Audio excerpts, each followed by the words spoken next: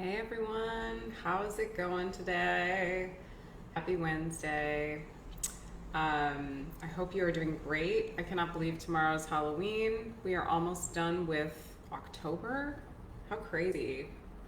There's like Day of the Dead celebrations here. So there are a bunch of Katrinas going up all by the ocean. It's so cool. Today we're going to be talking about how to be findable by your ideal client. So, welcome. If you're watching this back, I would love to hear where you're from. If you have any questions, type them into the chat. I'd love to hear from you and help you out in any way I can. If you're new to my world, I'm Emma, and I'm a business strategist for therapists. And I help ambitious and impact driven therapists really build practices that support your lifestyle, your self care, have freedom in your life. I myself, I charge $250 a session. I'm remote and I live a lot of the time in Mexico, but I travel the world. I was actually in the States for 2 months this summer, which was crazy and fun. So I'm really here to tell you, like, having this life is so possible.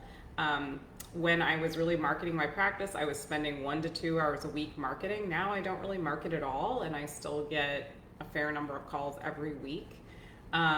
So today, yeah, we can, so I'll get more to that later. But if you are serious about building a thriving private pay practice, I'd love to show you how to do it in my 12-month program. If you are interested in learning how, I will put the link to book a call with me in the comments and would love to chat with you and hear about your practice. So let's go ahead and dive in. So today we're going to be talking about how to be findable to your ideal client. So you know that to have a practice full of private pay clients, you have to be findable by them. That is the way to do it, because we're not here to chase anyone down. And so maybe you've kind of researched a ton of marketing strategies, because let's be real, that was something you probably spend a lot of time doing, is looking at all the things maybe you could be doing. And you've sort of wondered, like, should you start a TikTok or an Instagram? Or should you hire someone to do your website or your SEO? Because a lot of people do that. Should you print out flyers or business cards and drop them off at doctors' offices? Should you run Google ads? Should you run Facebook ads? But all of these ideas have, and we're going to talk about these ideas, but they've probably left you more confused about what's going to work, and potentially have left you feeling like they're all kind of out of alignment for your personality and also for sustainability in your business. Like, who wants to be dropping, $1,500 a month on Google ads? So the good news is I'm here to tell you that being found by your ideal client is not about having a super successful Instagram page or being an influencer of any kind. It's not about blowing up TikTok all the time. It's also not about really needing necessarily to be on social media at all if that is not a platform you like. It's not about running Google ads or Facebook ads or hiring someone to do your marketing for you. Because let's be real, when you're hiring someone to do your marketing for you, that becomes just something you're going to keep having to pour money into month after month in your business for the life of your business. So let's go back. When I first started my practice, I had no idea how to be visible. And I was doing what a lot of people who start their practices do, which I was like listening and looking for information everywhere. I was listening to tons of podcasts about how to be visible to my clients. And I didn't even really have a concept yet of like an ideal client, but I was just trying to garner anything I could about like how to do this. I had no idea. No one had ever taught me how to market, and marketing felt really foreign and uncomfortable, and it also brought up like a lot of feelings of imposter syndrome.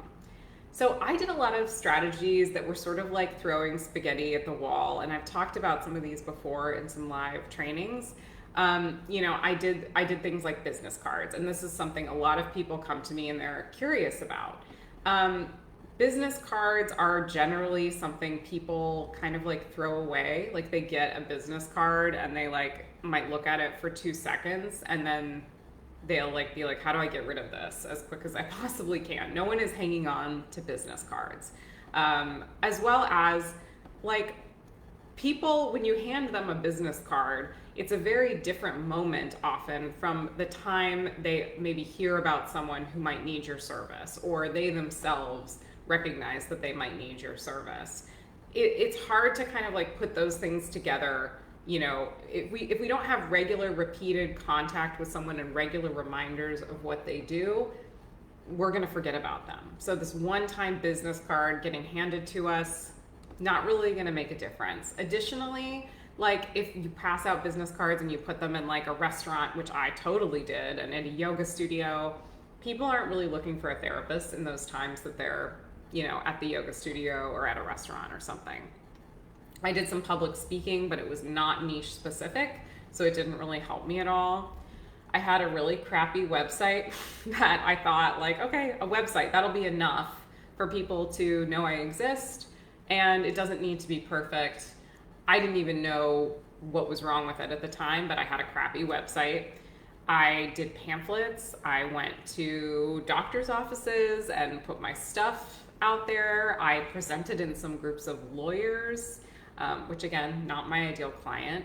I also went to some networking groups that were not, that had a bunch of different people in them.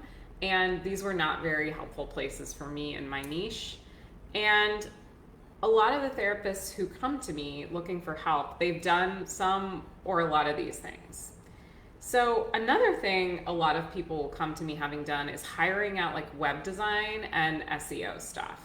And one of the reasons, and because we're going to be talking about this a little more today, I'm going to kind of talk about why this isn't a good idea.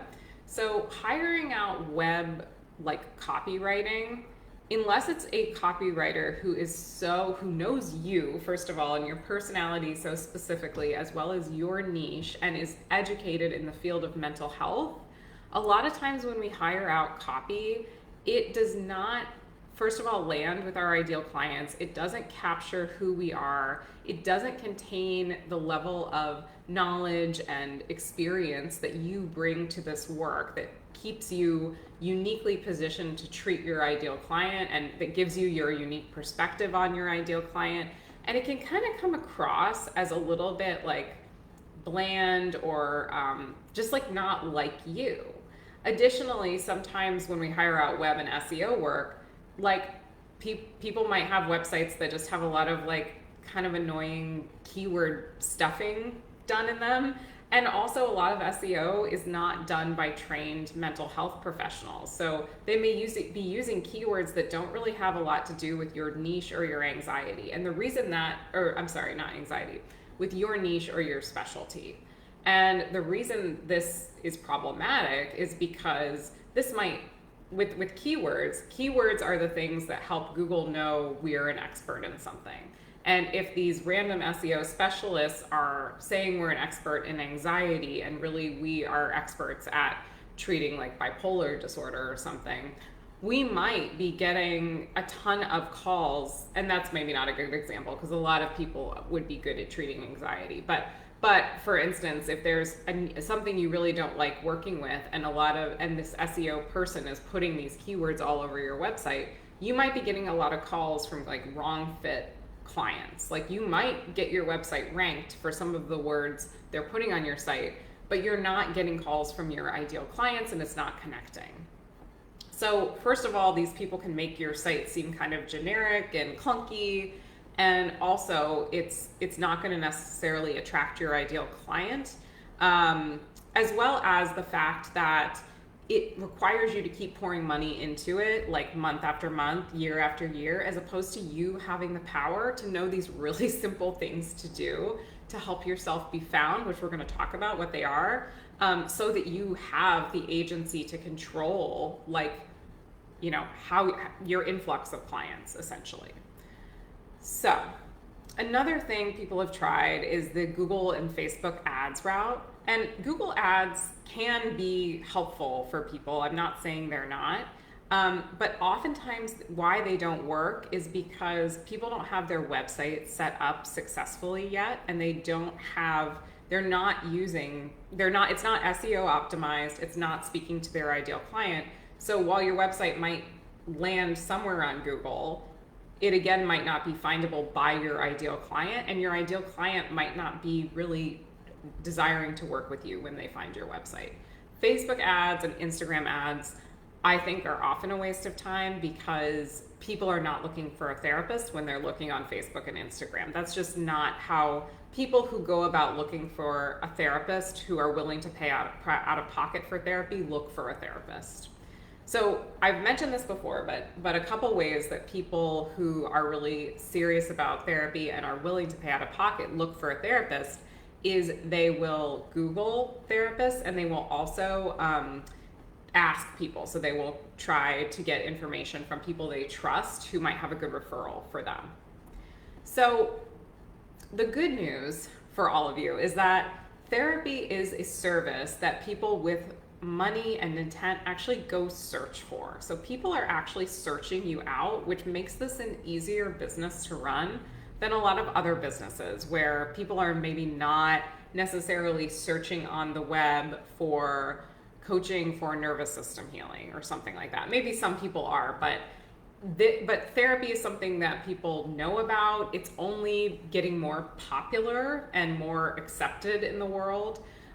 So our job as therapists is to, first of all, convey ourselves as these specialists. I talked more about this last week in the live, but convey ourselves as these specialists who really get our ideal clients' pains and problems that that make people really want to work with us when they find us. So that's one part of what we have to do. And the other part is to be findable by our ideal clients when they are actually searching for us. So the key to this is we don't need to be on top of everyone's mind in order to be found by these ideal clients.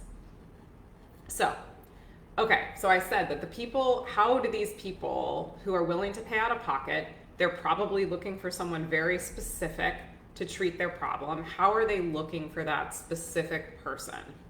Again, the people who pay out of pocket, I mentioned this I think last week, but they're not like going to their insurance list and finding someone super generic, who can treat everything. They want the best of the best sex therapist. They want the best of the best eating disorder therapist. So they're going to ask people they trust where that person is, or they're going to be searching on Google for that person.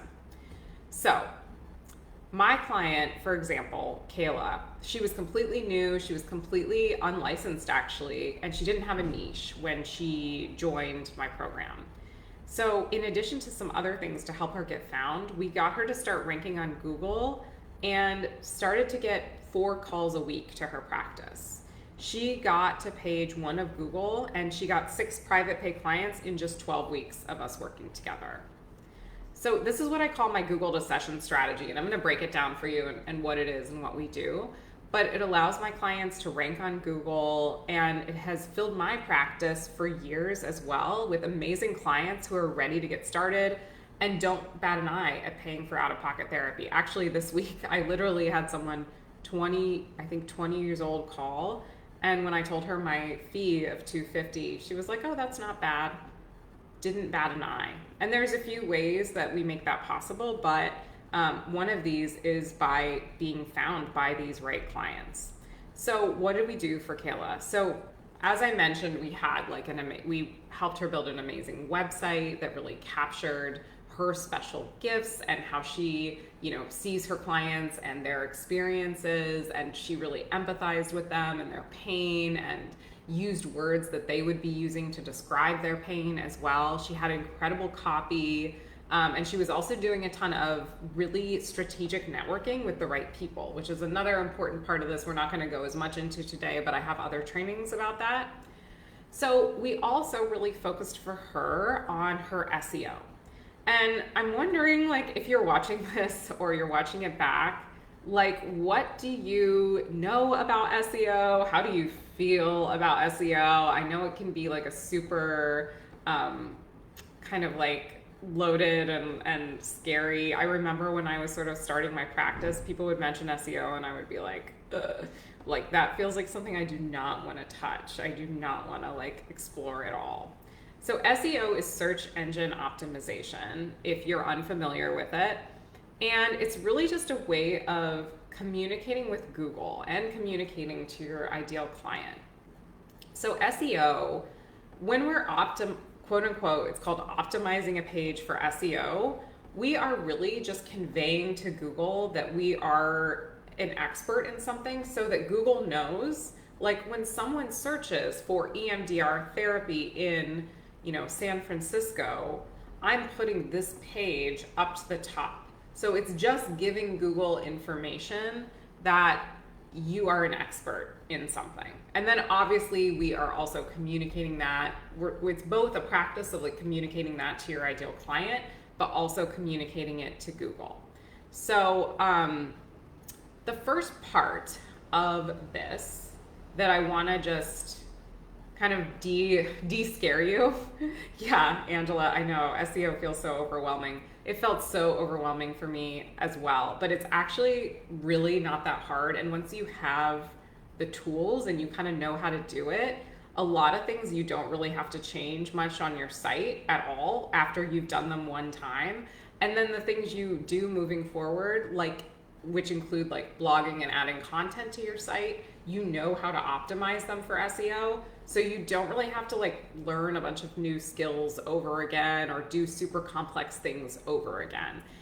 So I totally get that. It feels so overwhelming, but it's really not that bad if you have a system for learning it, and you can totally do it. I promised I'm like the least techie person in the world. So, so the most important thing for SEO is really, it's about talking to your client the way they are talking about their own problem and about the outcome that they're wanting. So one thing I notice a lot is, and I did this a lot too, but as therapists, when we're like writing our websites, we will often be writing with terms like, nervous system shutdown and emotional regulation skills and, things like that maybe clients might know vaguely what some of that means from, of course, everyone knows, like they've been on Instagram and they've been on TikTok and stuff. So people are starting to know more of these words, but people are not necessarily typing into Google like skill therapist to teach skills in emotional regulation. So yeah, so people instead might be typing into Google things like, what to do when I feel anxious. And so really it's about starting to conceive of all the content we're putting out there in the way our ideal client might be thinking about things. Like the types of questions they might be typing into Google, the types of things they might be telling their best friends that they're feeling, Maybe they're not talking about, these somatic symptoms that are in their body that are a result of the trauma they hold in their body, but they're talking about the fact that they're so fidgety all the time, They feel so on edge. They just feel like they can't relax or shut their brains off, And so it's starting, this is kind of like a broad way of thinking about it, but it's starting to write all our copy in a way that our ideal client would talk about it and think about it. And also we want to be kind of researching this by looking at like past client intakes, noticing how our clients are talking in session, maybe getting a sense of how, like, if there's anyone we're friends with who has a similar problem, talks about their issue with this, how they talk about it, thinking about how if we experience this, because a lot of us are our ideal clients, like how we would talk about it, how we would search for it on Google. And then there's an awesome feature on Google called the People Also Ask section, where if you Google something like, how do I know if I have bipolar?